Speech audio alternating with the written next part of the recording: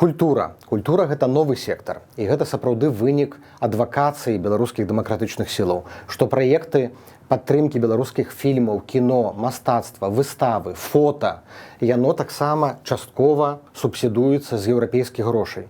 І вельмі часта, калі вы глядзіце нейкі беларускі тэатр, спектакль, альбо глядзіце нейкі беларускі фільм, вы таксама з'яўляецеся атрымальнікам гэтай дапамогі, таму што ён фінансуецца з гэтых еўрапейскіх праграмаў.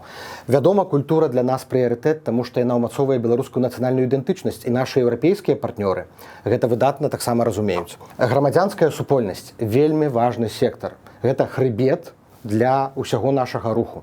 Сюды ўваходзяць розныя недзяржаўныя арганізацыі, зялёныя ініцыятывы, фемінісцкія групы, тыя, хто прапагандуюць, напрыклад, інклюзіўнасць, роўнасць. Гэта таксама нефармальныя адукацыі праекты. Грамадзянская супольнасць вымушаная была пасля 2020 года пераехаць у экзіль, але многія з іх маюць актывістаў унутры краіны і вядуць такія гібрыдныя кампаніі, праекты як унутры краіны, так і ў выгнанні. Але гэта вельмі важны сектар, таму што ён падтрымлівае ангажаванасць беларусаў у грамадскае жыццё.